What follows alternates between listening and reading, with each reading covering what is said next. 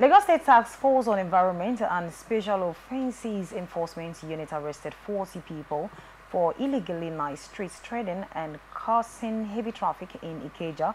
The agency spokesperson Badeyan Abdurrahim stated that these traders set up makeshift shop and restaurant on Alada Avenue, Orishe, and Johnson Street, obstructing traffic and causing environmental pollution. The 2 days route, led by CSP Adetoya Akere, aimed to address these issues. Abdurrahim emphasized that such raid will continue to combat street trading, which contributes to crimes and improper waste disposal. He urged street traders to move to designated trading areas. In a story last week, it was we saw where they actually said that I think 35% of workers, this people spend 35% of, I think something. Is it? It should be hours. No, not incomes. That's the hours they spend on the road, and then the hours between the hours they spend on the road. And also the hours they spend at work. That's they spend more time on the road because of traffic.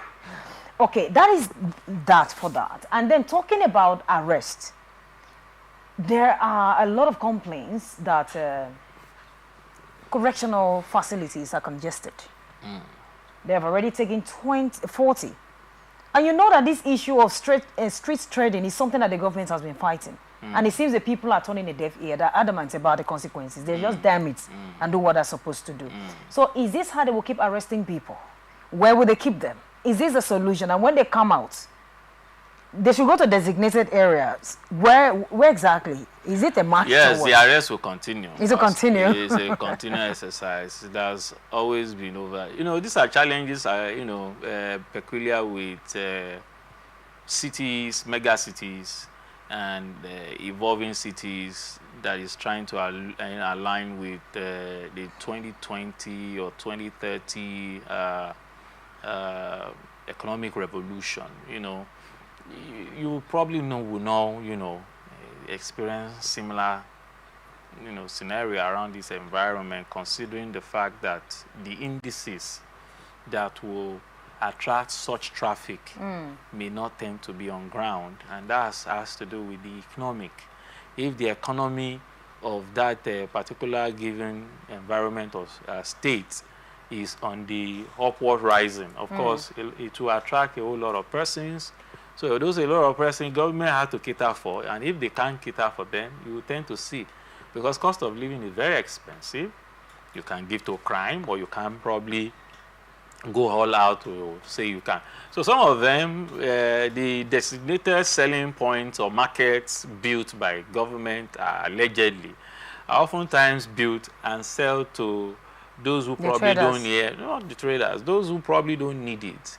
And then in turn, they will not sell it to the traders. So you understand that. You remember the one here in the fruit garden upstairs now? It has been there. It has been there. They were assured that, don't worry, after completing, the place has been completed going to 3 years now, still under lock and key. It's a ballot picking, a lot of court issue and matters as the case may be. So it's very, very worrisome. It's a continuous exercise. So the point is that government just have to be very proactive and ensuring that making life easy for. These are people you swear an oath to protect. Okay. And then during the election, you will go to, you go to some of their community and environment, and then you will support, they will shout and all that stuff. You give them items and all that. And during governance itself, you tend to see that you probably have a different engagement. So the arrest will continue. The correctional center will continue to be congested for as long as government fails to make adequate preparation for its populace. And that comes when you know your sensor, when you know the numbers. I'm always particular about the figures and numbers, because it will help you to make adequate provision and preparation and future engagements. So the point is that it's going to continue, just that life is very unfair and the cost of living is biting hard by the day, and then the people want to make sure that they do much as but that's the resultant effect of policy of government that is probably not working. Now, Mr. Wells, like you said, that life, things are very expensive now, and maybe let's assume that a majority can no longer afford to pay shop rent in the markets, because you see most of them leave their shops inside, come out just to be able to sell something. And the government is trying to take them off the streets because of the danger attached to it and also the traffic congestion. But have they built a place like this place is free for traders? Yes, we know we have one of them in somewhere in my one that is still under, I mean, we are still trying to figure out what exactly is going on, like you rightly mentioned. But when they say go to designated areas, is it a place that will go and pay 50, 100,000 for rent when they have what they are selling is just a mere periwinkle that they have to sell, maybe to even sell the full rubber? We are talking about 20,000. Is it a place that governments made free and conducive for them to go and stay? Do you just take people off the streets without giving them where to stay? And again, when you say they will continue arresting them, remember we have a lot of them in there that can't even pay fine and come out. That governments have to, it will be under mercy. Whenever they remember them, they will pay the 50,000 naira fine and 20 and so forth for them to come out. When you keep parking them in a particular place and they don't have what it takes to come out, what happened next? You know, the population of Lagos is hovering between 25 million, approaching 30 million. And 40 out of that long chalk. There's another narrative to which we are probably not considering. For any person to do any business in an open space, you are paying.